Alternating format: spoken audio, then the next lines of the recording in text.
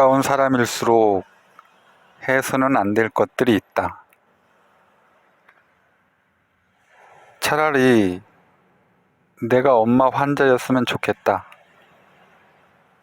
학창시절 아들과 딸이 가끔씩 푸념처럼 하던 말이다. 내가 환자 이야기는 잘 들어주면서 정작 집에 와서는 자신들의 이야기엔 귀 기울이지 않고 잔소리만 늘어놓는다는 것이었다. 요리사가 집에 와서 아무거나 시켜 먹는 거랑 똑같다면서. 그럴 때마다 나는 가슴이 뜨끔했다. 언젠가부터 아이들에게 엄마 지금 바쁘니까 나중에 얘기해 라는 말을 버릇처럼 해왔기 때문이다. 아이들은 그 말을 들으며 얼마나 서운했을까. 사실 사람들은 가깝지 않을수록 더 친절한 경향을 보인다. 가깝지 않다 보니 상대의 마음을 배려하고 원하는 것도 참으면서 의견을 조율한다. 갈등을 만들지 않고 원만한 관계를 유지해야 하기 때문이다. 또 상대에게 기대하는 바가 그리 크지 않다 보니 서로 다르다는 것도 비교적 쉽게 받아들인다. 그래서 실망하는 일도 별로 없다. 반면 가까운 사람일수록 우리는 아무것도 아는 일에 쉽게 상처받고 화를 낸다. 서로를 잘 알기에 오히려 깊은 상처를 줄 수 있고 내가 상대로부터 무언가를 절실히 원하기 때문에 사소한 일에도 크게 마음이 상하는 것이다.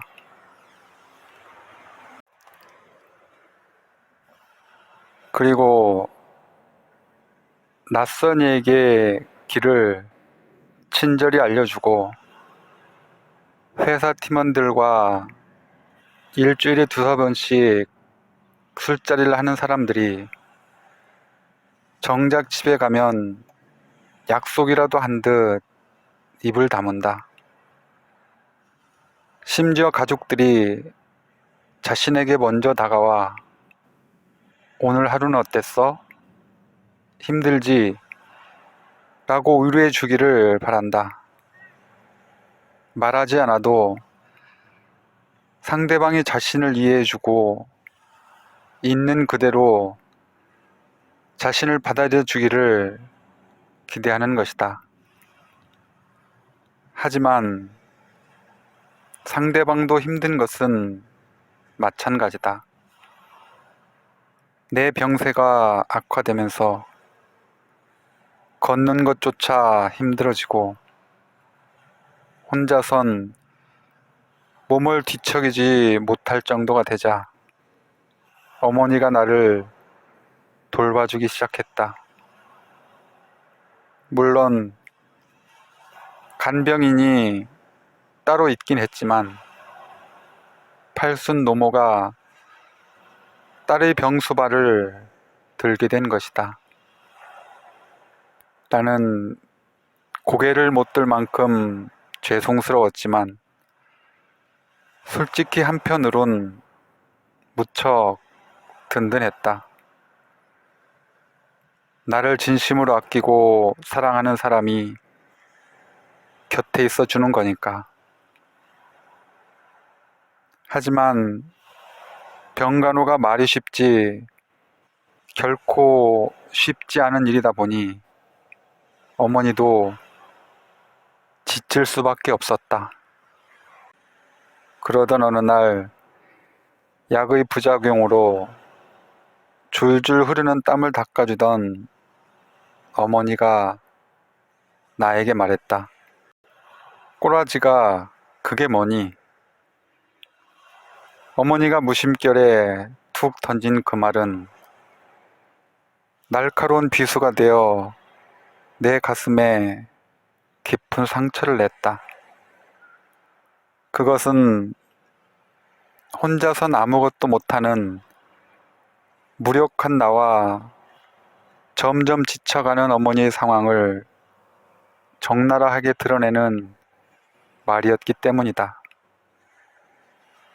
의사로 작가로 성공을 거두어 자랑스러웠던 딸이 하루아침에 불치병 환자가 되어 제 몸 하나 못 가누는 모습을 보면서 어머니는 얼마나 힘들었을까.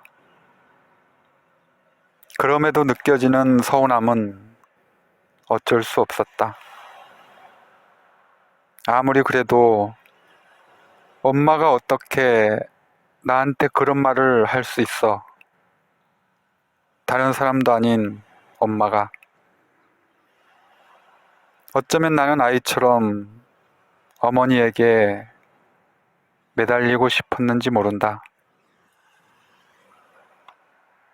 원하는 건 뭐든 엄마가 해줘야 한다고 떼쓰는 아이처럼 말이다. 하지만 아무리 가까운 사이일지라도 상대방은 나와 다른 욕구를 지닌 나와 엄연히 다른 존재이다. 그런데도 둘 사이의 경계를 무시하고 한 몸이 되고자 한다면 우리는 상대에게 채울 수 없는 헛된 기대를 품게 된다. 그가 나만을 위해 존재하길 바라고 내 모든 것을 이해하고 받아주길 바라며 끊임없이 솟아나는 욕망과 욕구를 채워주길 기대하는 것이다. 이는 사랑하는 연인 사이에서도 쉽게 발견된다. 사랑에 빠진 두 사람은 처음에는 좋은 인상을 남기기 위해 예의를 지키고 상대의 기분을 헤아리면서 조심스레 접근한다. 그러다 만남이 반복될수록 편한 사이가 되어 부끄러운 모습들도 서서히 드러내게 된다. 그럼에도 불구하고 상대가 나를 받아들여주고 좋아해주면 우리 마음속의 어린아이는 기뻐하면서 한층 성장해 나가게 된다. 그러나 이 기쁨을 잘 관리하지 않으면 상대가 내 본 모습에 실망해 언제든 떠날지 모른다는 불안감이 엄습해 온다. 그래서 사랑을 확인하기 위해 끝없는 테스트를 시작하게 된다. 나만 봐달라고, 내 얘기에 웃어달라고, 내가 세상에서 제일 소중한 사람이라고 말해달라고 끊임없이 조르는 것이다. 말 안 해도 내가 뭘 생각하고 어떤 상태인지 알아달라고 요구하고 그러지 못하면 마음이 상한다. 그렇게 상대는 나의 모든 것을 이해하고 채워져야 하는 존재가 되어버린다. 처음 만났을 때의 조심스러움과 배려는 사라지고 사랑이 자기중심적이고 일방적인 것으로 변해버리는 것이다. 그러면 가깝다는 이유로 서로가 서로에게 상처를 입히게 된다. 가까운 만큼 이해하고 공감할 수 있지만 무심코 휘두른 손이 상대를 핥히게 되는 것이다. 게다가 관계가 틀어져 마음이 상하면 우리는 의뢰 상대방에게 그 책임을 돌린다. 최선을 다한 나에 비해 상대방은 별로 애쓴 게 없는 것처럼 보이기 때문이다. 결국 쌓여있던 불만이 폭발하여 상대방에게 너 때문이야 라는 비난을 퍼붓기에 이른다. 남 탓, 내 탓을 하며 싸우지 않을 방법은 없는 걸까? 결국 관계를 끊어버리지 않는 한 고통스러운 관계를 견디는 것밖에 답이 없는 걸까? 아니다. 방법이 있다. 서로 너무 큰 상처를 입혀서 돌이킬 수 없는 상황이 되기 전에 일정한 심리적 거리를 두면 된다. 거리를 두는 것은 아예 상대방에 대한 마음을 닫아버리고 그가 무엇을 하든 개의치 않는 것이 아니다. 거리를 둔다는 것은 슬프지만 상대방이 나와 다르다는 것을 그대로 인정하는 것이다. 그가 나와 다르다고 해서 그를 비난하거나 비판하지 않고 고치려고 들지 않는 것이다. 즉, 상대방을 내 맘대로 휘두르려고 하지 않고 그의 선택과 결정을 존중하는 것이다. 베이징 사범대학 교수의 위단이 쓴 논어 습득에는 이런 말이 있다. 꽃은 활짝 피고 나면 시들 일만 남게 되고 달은 꽉 차게 되면 기울 일밖에 남지 않는다. 활짝 피기 전이나 꽉 차기 전에는 그래도 마음속에 기대와 동경이 있는 법이다. 친구나 가족의 관계도 모두 이와 같다. 어느 정도 거리를 두어야만 확 트인 마음을 가질 수 있다. 가까워진다는 것은 두 사람이 하나가 되는 게 아니다. 사랑이든 우정이든 두 사람이 친밀해지기 위해서 필요한 것은 상대가 나와 다른 사람이란 사실을 인정하고 존중해 주는 것이다. 그렇게 서로의 영역을 함부로 침범하지 않으면서 서서히 자신을 열고 상대를 이해해 나가야 한다.